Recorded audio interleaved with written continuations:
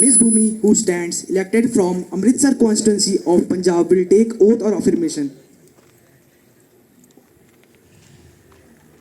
Madam, do you want to take oath or affirmation? महोदय, मैं शपथ लूंगी। In which language would you like to take oath? महोदय, पंजाबी भाषा में।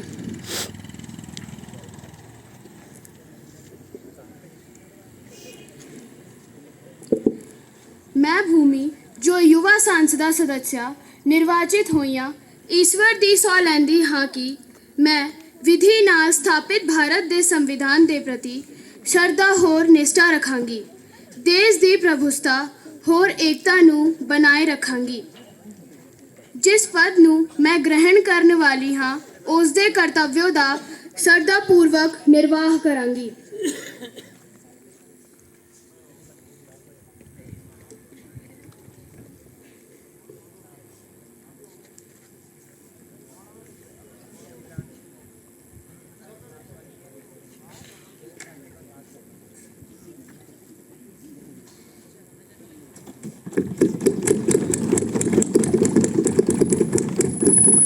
Now, Shreyas Negi, who stands elected from Meerut constituency of Uttar Pradesh, will take oath or affirmation.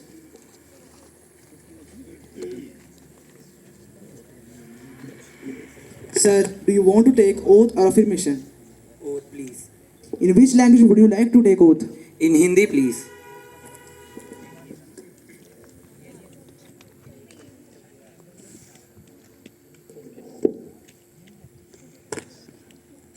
मैं श्रेयस नेगी जो युवा संसद का सदस्य निर्वाचित हुआ हूँ ईश्वर की शपथ लेता हूँ कि मैं विधि द्वारा स्थापित भारत के संविधान के प्रति श्रद्धा और निष्ठा रखूंगा, देश की प्रभुता और एकता को बनाए रखूंगा तथा जिस पद को मैं ग्रहण करने वाला हूँ उसके कर्तव्यों का श्रद्धापूर्वक निर्वाह करूंगा।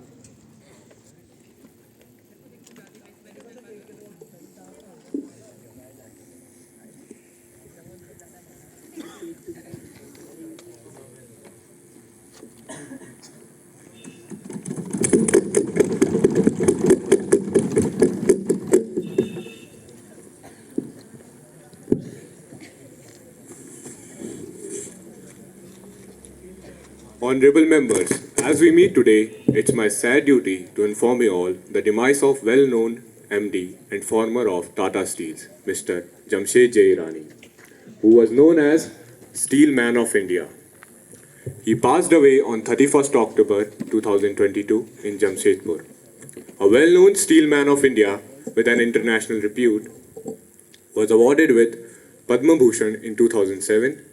He was conferred with an honorary knighthood by Queen Elizabeth II in 1997. I would like to express my deep condolence to the bereaved family. Honorable Speaker, sir, I rise to pay my tribute to the noted steel man of India, Shri Jamshed J. Irani, whose demise has been deeply mourned by all. He had tremendously contributed to the industry, the steel business and Tatas for over 4 decades. I would like to extend my condolences to his family. Thank you. माननीय अध्यक्ष महोदय, मैं आप और सदन के नेता द्वारा अर्पित की गई श्रद्धांजलि में स्वयं को भी संयोजित करता हूँ। उद्योग जगत के श्री जमशेद जे ईरानी, जिन्हें प्यार एवं आदर के साथ लोग स्टील मैन ऑफ इंडिया भी कहते थे, उनका हमसे दूर होना अत्यंत ही दुखदायी है। श्री जमशेद जे ईरानी उद्योग जगत को नई बुलंदियों तक पहुंचाया।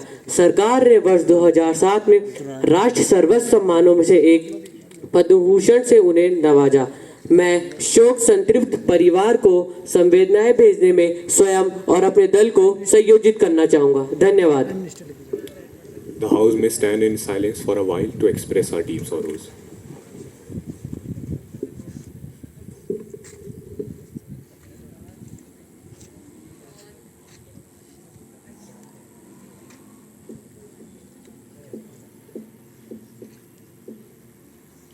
Om Shanti. Secretary General may convey the message of condolence to the bereaved family. Yes, sir. Now, the Prime Minister to introduce the new ministers. So, I have pleasure in introducing to you and through you to the House my new colleagues and Minister. Mr. Vivek Kumar, Minister of Information and Broadcasting. Mr. Parth Sarthi, Minister of Science and Technology. Ms. Sanskriti, Minister of Textiles. Thank you, sir. Now the question hour starts. Question number 101, माननीय सदस्य सुश्री वैष्णवी.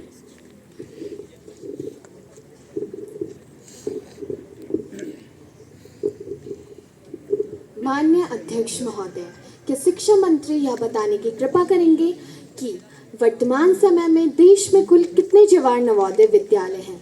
मेरा अगला प्रश्न, सत्र 2022-23 में कितने जवाहर नवोदय विद्यालय प्रारंभ किए जाने की योजनाएं बनाई जा रही हैं? और अब मेरा तीसरा और आखिरी प्रश्न, वर्तमान में स्थायी शिक्षकों के कितने रिक्त स्थान हैं और कितने भरे जा रहे हैं? धन्यवाद. माननीय शिक्षा मंत्री जी.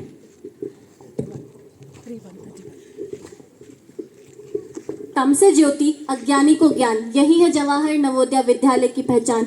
माननीय अध्यक्ष महोदय, आपके माध्यम से मैं सदन को बताना चाहती हूँ कि जवाहर नवोदय विद्यालय शिक्षा के क्षेत्र में निरंतर अपनी विशिष्ट पहचान बना रहे हैं. महोदय, वर्तमान में 661 जवाहर नवोदय विद्यालय देश में सुचारू रूप से शिक्षा के प्रचार में क्रियाशील हैं. अगस्त 2023 तक आज़ादी के अमृत महोत्सव के अवसर पर 5 और जवाहर नवोदय विद्यालय खोलने की हमारी योजना है.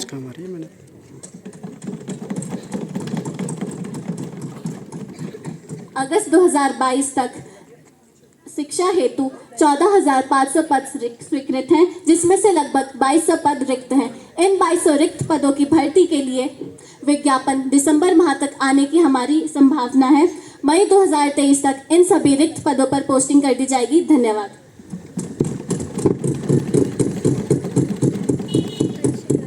माननीय सदस्य Shreyas Negi.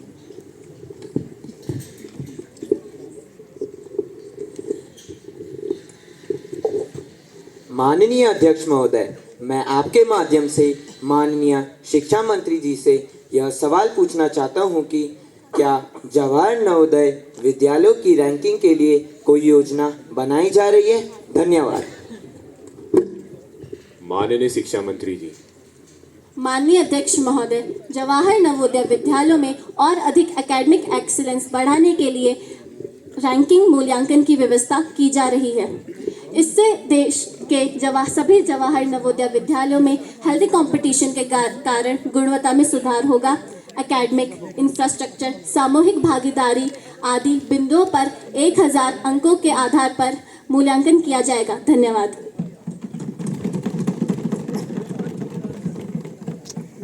Now, no more supplementary questions, please. Question number 102, माननीय सदस्य श्री रमन चौहान.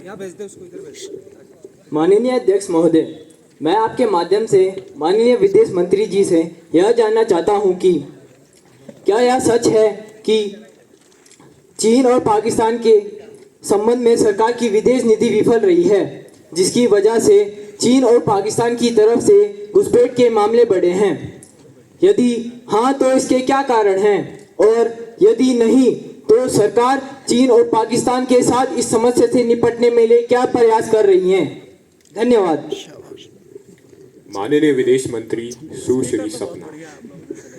माननीय अध्यक्ष महोदय, मैं आपके माध्यम से सदन को बताना चाहती हूँ कि भारत ने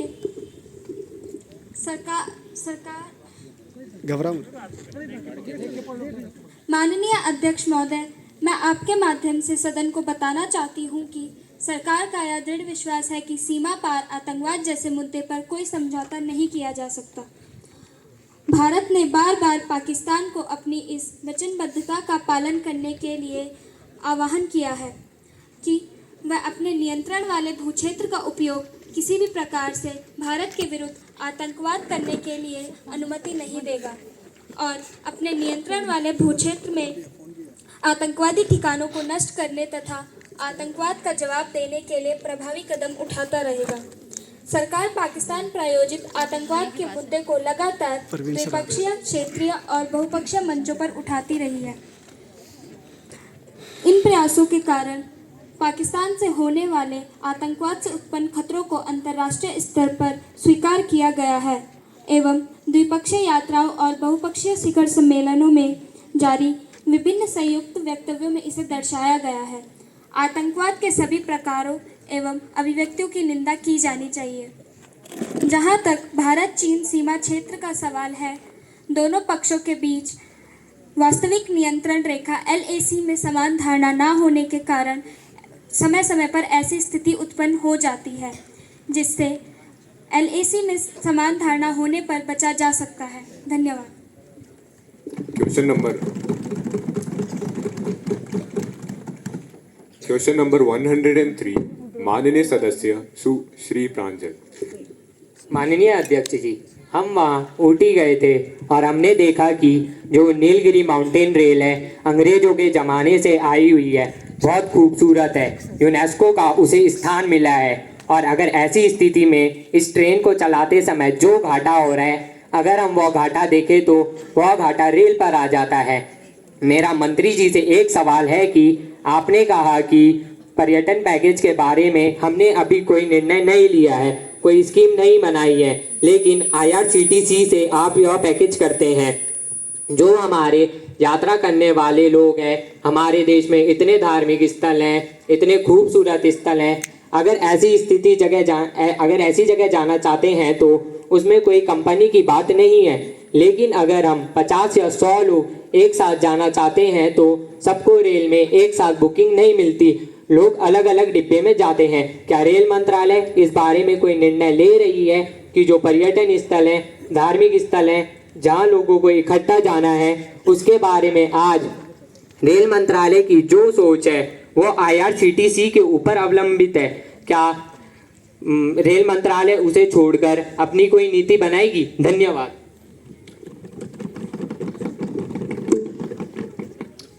माननीय विदेश मंत्री जी।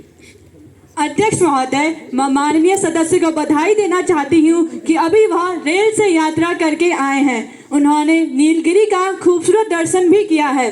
वास्तव में इको टूरिज्म मंत्रालय देखता है, लेकिन वह पर्यटन स्थल हो, धार्मिक स्थल हो या अन्य आस्था केंद्र जहाँ लोग जाना चाहते हैं, तो भारतीय रेलवे उसका इंतजाम करती जा रही है। हमने नई गाड़ियाँ राजस्थान टूरिज्म के सहयोग से, महाराष्ट्र टूरिज्म के सहयोग से और कर्नाटका टूरिज्म के सहयोग से चला रहे हैं। हम भारत दर्शन और कई नई ट्रेनें, आस्था सर्किट इसी उद्देश्य से चलाते हैं। धन्यवाद।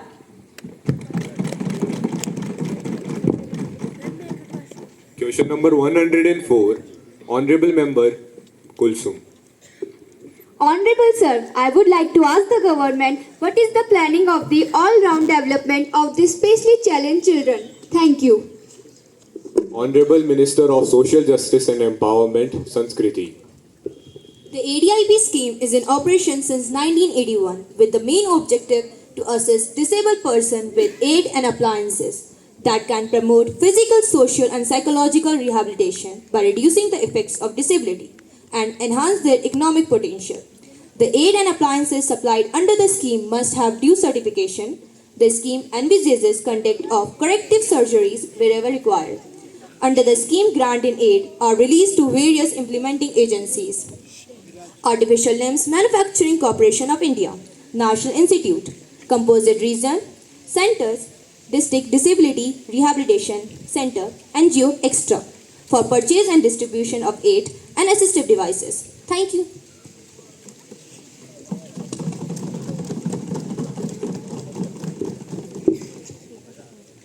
ब्रीच ऑफ प्रिविलेज, माननीय सदस्य तनुजा। माननीय अध्यक्ष जी, देश के एक प्रतिष्ठित टीवी चैनल ने मेरे ऊपर सरकारी सुविधाओं के व्यक्तिगत प्रयोग का आरोप लगाया है, जो कि बेबुनियाद एवं निराधार है। टीवी चैनल के इस झूठे आरोप से मैं आहत हूं। चैनल ने गंभीर रूप से विशेषाधिकार का हनन किया है। मेरी आपसे प्रार्थना है कि इस मामले को उठाने की अनुमति प्रदान करने की कृपा करें। क्या आपने इस संबंध में पहले कोई नोटिस दिया है? आप चैनल द्वारा प्रसारित उस आरोप की साक्षी DVD और नोटिस प्रस्तुत कर सकते हैं और उसके बाद उस पर विचार किया जाएगा। आप अचानक इस प्रकार प्रश्न नहीं कर सकते। महोदय, मैंने प्रातः 10 बजे इसका नोटिस दे दिया है। निश्चित रूप से इस पर जांच की जाएगी और जब यह नोटिस प्रमाण के साथ मेरे पास प्रस्तुत होगा तो इस पर विचार किया जाएगा। आप बैठ जाइए। धन्यवाद महोदय। Honorable members, the House is going to take up the calling attention motion. I have received a notice from the following member, Leader of Opposition, Mr. Uday. माननीय अध्यक्ष जी, मैं आपके माध्यम से माननीय स्वास्थ्य मंत्री जी का ध्यान देश में स्वास्थ्य सुविधाओं की ओर आकर्षक करना चाहता हूँ। सखी सैया तो बहुत कमात है, सखी सैया तो बहुत कमात है, पर ये बीमारी डायन खाए जात है, पर ये बीमारी डायन खाए जात है। आज यह मशहूर कहावत हमें सत्य नजर आ रही है। Sir, this is not a normal local proverb, but it is the reflection of the pain and suffering of the common mass of our country, for which the government is fully responsible. I would like to remind the Honorable Health Minister that majority of the people of our country is below poverty line. Due to the policies of the government, the poor section of our society is an angry and on the verge of dying due to different diseases. Millions of our countrymen are not able to take benefit of specialized healthcare services. Sir, poor people are unable to afford the cost of treatment of fatal disease provided by private hospitals. Sir, how will the middle class and poor section of our society survive? Sir, I want to draw the attention of Honorable Health Minister towards insufficient number of AIMS and request him to give his statement on this burning problem and disclose his policies regarding the welfare of the poor people. Thank you.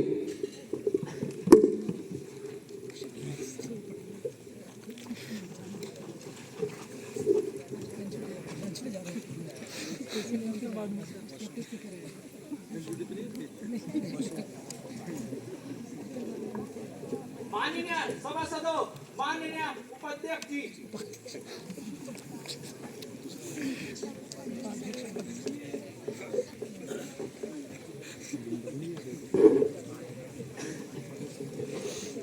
माननीय स्वास्थ्य मंत्री जी,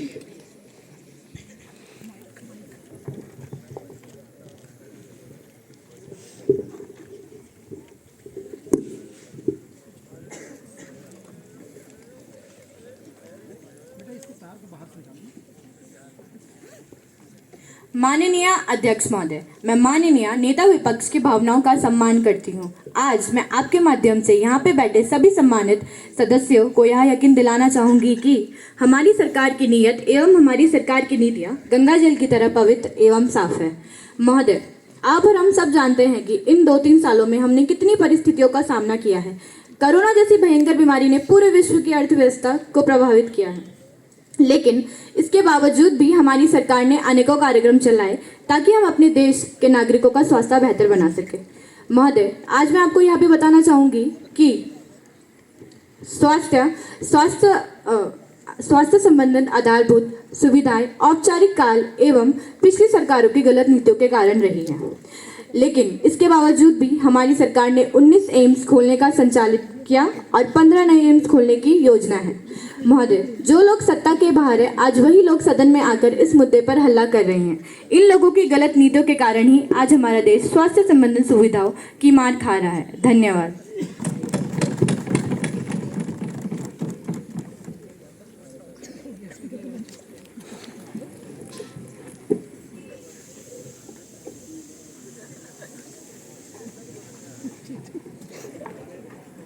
माननीय सभासदों, माननीय अध्यक्ष जी,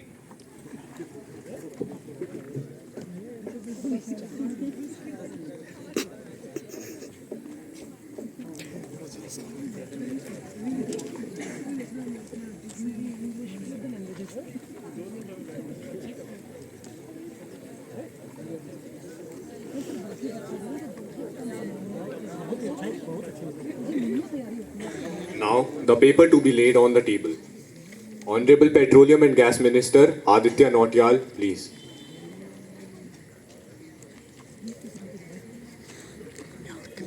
क्या video बना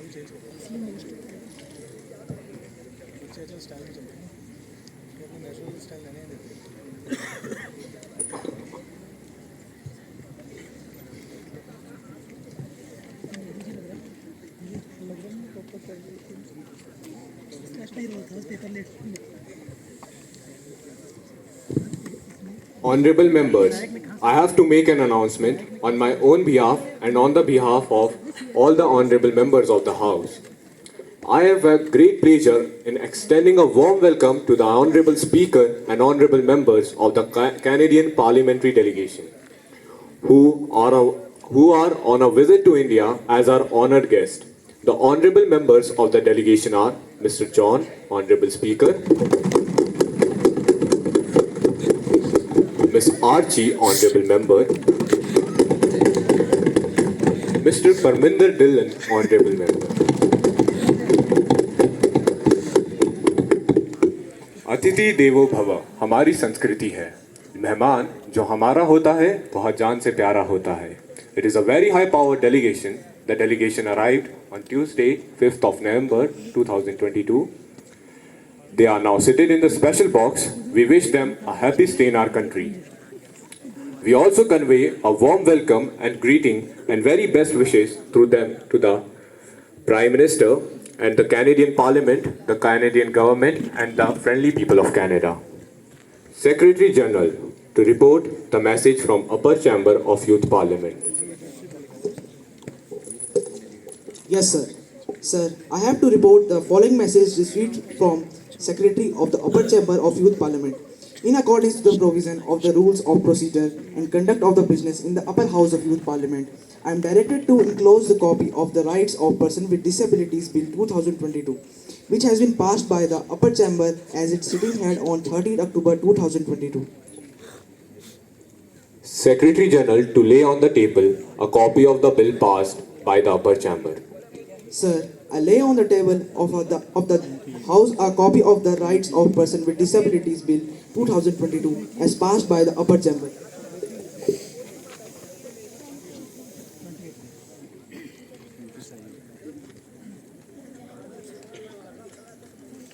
है sir 18 अच्छा 20.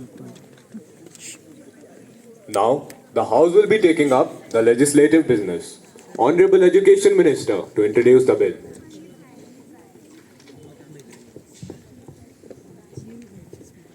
Honorable Sir, I beg to move for a leave to introduce the bill further to amend the Right of Children to Free and Compulsory Education Act 2009. Thank you. Now, the question is that the leave is granted to introduce a bill further to amend the Right of Education and to Free Compulsory Education Act 2009. Those who are in favor will please say aye. Aye. Those who are against the favor will please say no. I think the ayes have it, the ayes have it, and the ayes have it. The leave is granted. Education Minister, please. Honorable Sir, I introduce the bill. Thank you. Now, the House will take up the consideration of the Women Reservation Bill 2022. Honorable Women and Child Welfare Minister Shweeti Shah, please. अध्यक्ष महोदय, मैं यहाँ प्रस्ताव करती हूँ कि युवा लोकसभा एवं युवा राज्य विधानसभाओं में 33% आरक्षण के लिए प्रावधान करने वाले विधेयक पर विचार किया जाए। अध्यक्ष महोदय, नारी निंदा ना करो, नारी रत्न की खान, नारी से नर होत है ध्रुव प्रहलाद समान, नारी सृष्टि का आधार है और वह पत्नी के रूप में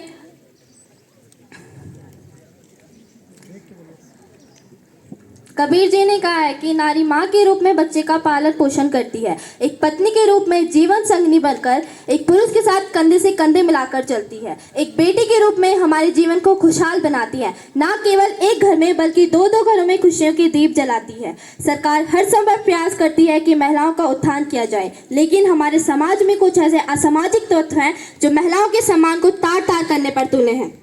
आज हम आए दिन अखबारों में मन को विचलित करने वाली महिलाओं के शोषण की घटनाओं के बारे में पढ़ते हैं। जिस प्रकार निर्भया कांड, अंकिता भंडारी कांड और हाल ही में श्रद्धा कांड ऐसी अमानवीय घटना देखते हैं तो इस बात को प्रमाणित करती है कि महिलाएं आज भी शोषण का शिकार बनती जा रही है।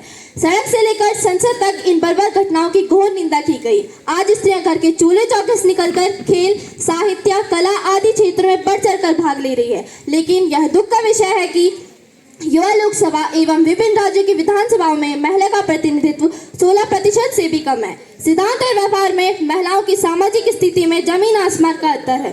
सुप्रसिद्ध शायर साहिल लुधियानवी ने भी इस बात पर करारी चोट करते हुए कहा है कि नारी को इस देश ने देवी कहकर दासी जाना है, जिसको कुछ अधिकार न हो उस घर की रानी माना है, उस घर की रानी माना है। अध्यक्ष महोदय, भारत की आधी आबादी को पूरा हक दिलाने के लिए, सामाजिक आर्थिक उत्थान के लिए महिलाओं हेतु 33% आरक्षण प्रावधान पारित करने में हमारा सहयोग करिए। धन्यवाद। माननीय सदस्य नंदिनी।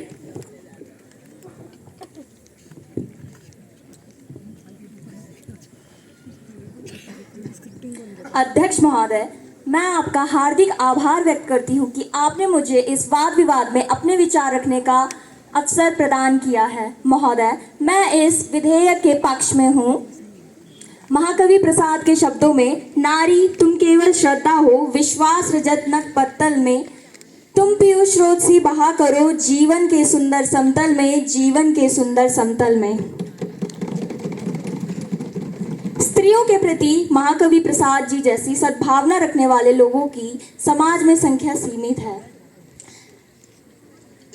अपमान, तिरस्कार एवं उपहास का विष पीकर भी सृष्टि को ममता, प्रेम, त्याग, करुणा का अमृत बांटने वाली स्त्री को उसका अधिकार मिलना ही चाहिए। महोदय, मेरा मानना है कि संसद में तथा राज्य विधानसभाओं में स्त्रियों का 33% आरक्षण महिलाओं को सामाजिक, आर्थिक एवं राजनीतिक हैसियत को बढ़ाने में मददगार सिद्ध होगा। आज रवांडा विश्व में एक ऐसा देश है जहां की संसद में 56% महिलाओं की भागीदारी है। स्वीडन में लगभग 45% महिलाएं संसद की शोभा बढ़ा रही हैं। पाकिस्तान जैसे देश में भी स्त्रियों का संसद में अनुपात भारत के तुलना में काबिले तारीफ है। महोदय, मैं सभी माननीय सदस्यों को, चाहे वो सत्ता पक्ष में हो या विपक्ष में, विनम्रता से अपील करना चाहती हूँ कि इस विधेयक को पारित कराने में अपनी अहम भूमिका निभाकर सामाजिक सरोकार का परिचय दे। धन्यवाद sir.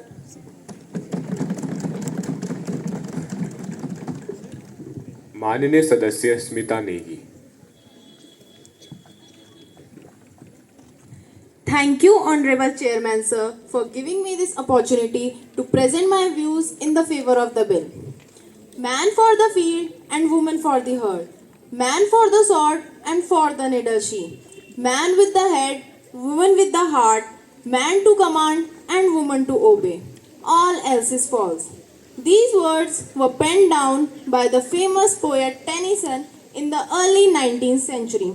And my heart pains to see that even after almost 2 centuries, yes, we are in 21st century, some chauvinists in India still cherish their biased attitude towards women and want them to remain confined in the 4 walls of the house and not to have their say in the political decisions of the country. I want to ask that, is this the land of Savitri Phule? Is this the land of Rani Lakshmi Bai? Is this the land of Maharani Durgavati? And is this the land of Ahilya Bai Holkar? It is the result of this distorted mentality that today in India, where women constitute more than 48% of the entire population, their representation in this upper house of the parliament is only 14%. The situation in Legislative Assembly is even worse by being a pitiable 9%. In the last 76 years of independence, women's representation in Lok Sabha has not even increased by 10%. Today, when Indian women can excel in every field, be it business world, arena of sports, science and technology, why shouldn't they have equal participation in the parliament? every political party must ensure to reserve minimum 33% seats to the women candidates. Thank you, Honorable Chairman, sir. Now I would like to conclude with these lines.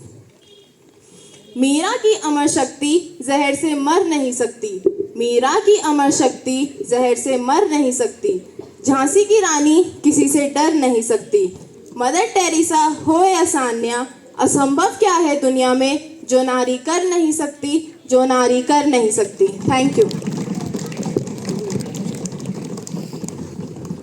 माननीय सदस्य कृष्णा. महोदय, महिला आरक्षण विधेयक का पास होना अत्यंत आवश्यक है क्योंकि राजनीतिक और सामाजिक सशक्तिकरण के लिए इसका होना बहुत जरूरी है.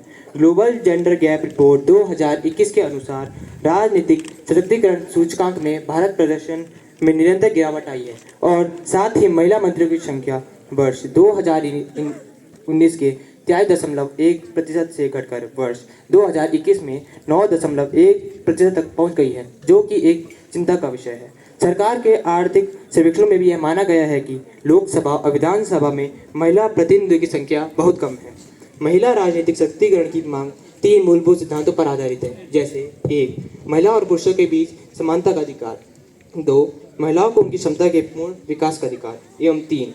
महिलाओं के आत्म प्रतिनिधित्व और आत्मनिर्णय का अधिकार. जैसा कि सर्वविदित है कि राजनीतिक निर्णय प्रक्रिया में लैंगिकता संबंधी एक महत्वपूर्ण अंतर विद्यमान है. ऐसे में महिलाओं को राष्ट्र निर्माण में योगदान करने के लिए प्रेरित करने हेतु महिला नेताओं को आगे आने की अत्यंत आवश्यकता है. धन्यवाद महोदय. माननीय वित्त मंत्री जी रौनक. माननीय अध्यक्ष महोदय, महिलाओं को युवा संसद एवं विधानसभाओं में 33% आरक्षण मिलना ही चाहिए. 33% आरक्षण देकर हम उन पर कोई एहसान नहीं कर रहे हैं, यह उनका हक है. उनके हक की अनदेखी करना उनके साथ अन्याय करना है. आज पूरा देश आज़ादी का अमृत महोत्सव मना रहा है. इस पावन पर्व के मुबारक मौके पर हमें यह महिला आरक्षण विधेयक पारित करके महिलाओं को उनका वाजिब हक देकर अपने कर्तव्यों का पालन करके इंसानियत का परिचय देना चाहिए. भगवान राम का वनवास भी 14 साल में पूरा हो गया था. पांडवों ने भी 12 साल बाद आज़ादी की सांस ली थी. लेकिन पिछले लगभग 15 साल से यह विधेयक विभिन्न पार्टियों के दुर्मूल रवैये, कुछ पुरुष सांसदों के अहम और वहम और तस्त दृष्टिकोण के कारण ठंडे बस्ते में पड़ा हुआ है. अब यह वक्त आ गया है कि हम इस विधेयक को पारित करके महिलाओं को राजनीति में सुनहरा अवसर प्रदान करें. धन्यवाद.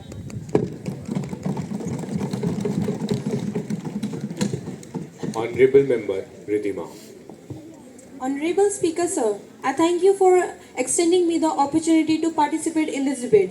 I myself strongly support the Women Reservation Bill and make a humble request to all the parties that they should come forward to pass Human Reservation Bill without any opposition. As rightly said by activist Malala Yousafzai, I raise up my voice, but not so that I can shout, but so that those without a voice can be heard. We cannot all secure when half of us are held back.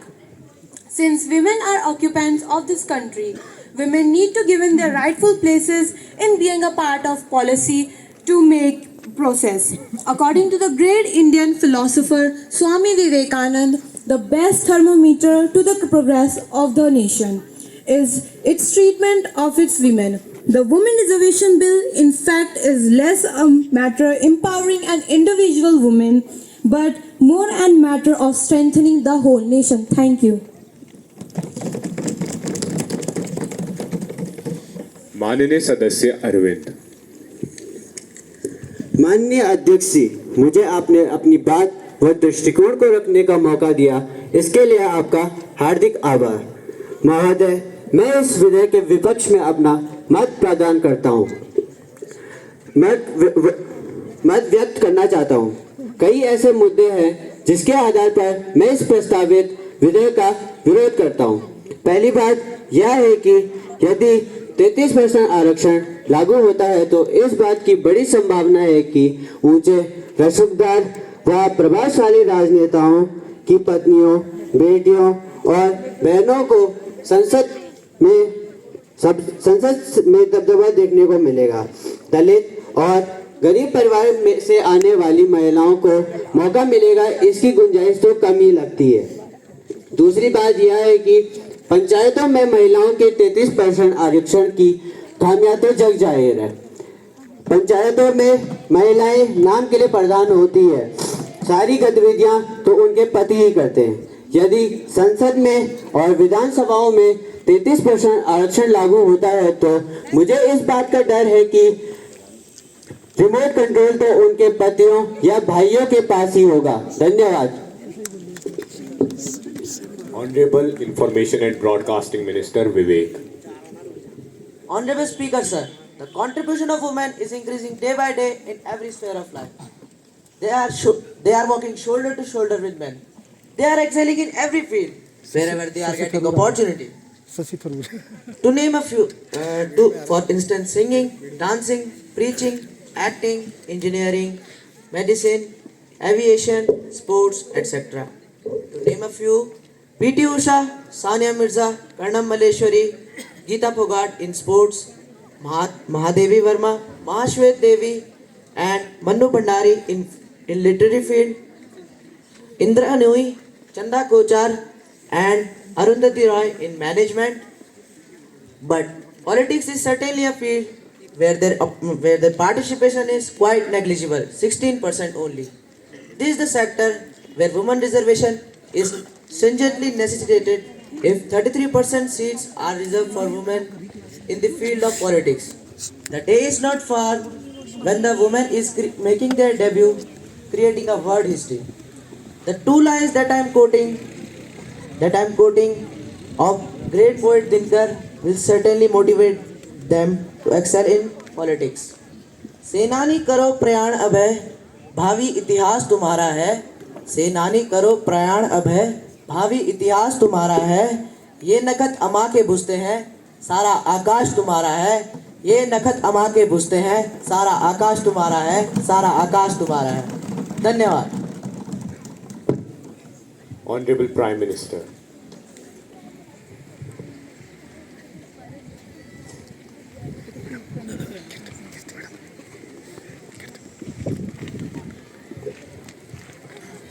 माननीय अध्यक्ष महोदय, यत्र नार्यस्तु पूज्यन्ते रमन्ते तत्र देवता।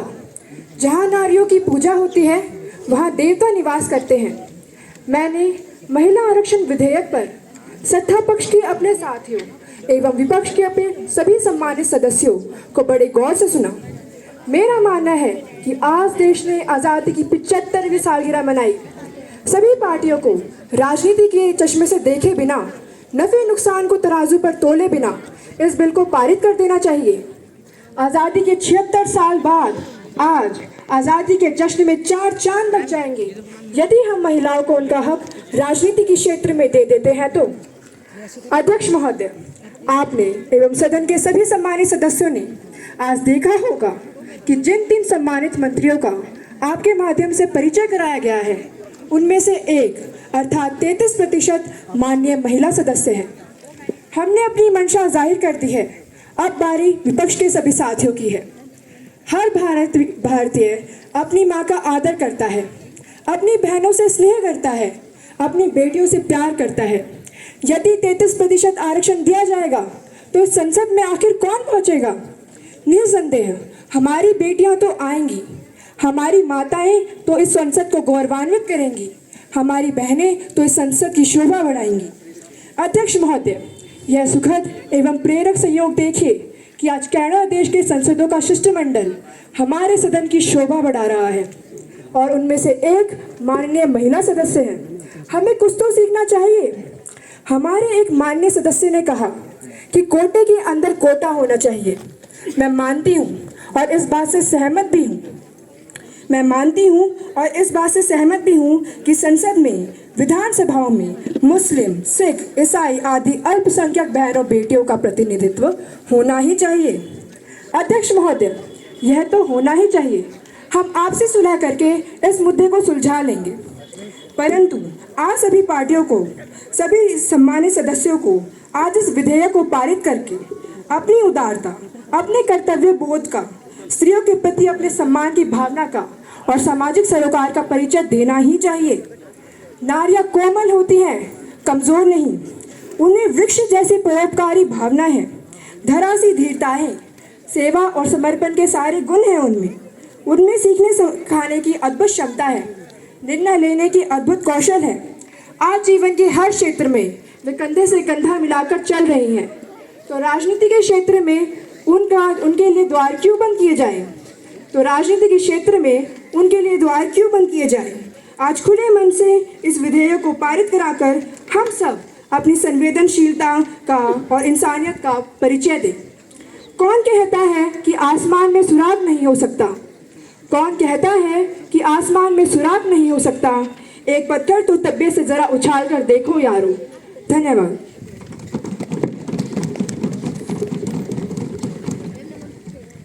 Now, the question is that the Women Reservation Bill 2022 is to be taken in consideration. Those who are in favor will please say aye. Those who are against it will please say no. I think the ayes have it, the ayes have it, and the ayes have it. The motion is adopted. Now, the question is that clause 25 stands part of the bill. There is one amendment in the clause 5 by Mr. Abhishek. Are you moving it?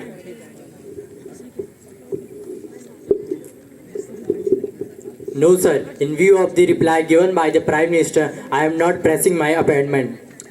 Now, the question is that clause 25 stands part of the bill. Those who are in favor will please say aye. Those who are against it will please say no. I think the ayes have it, the ayes have it, the ayes have it. The motion is adopted. Clause 25 stands part of the bill.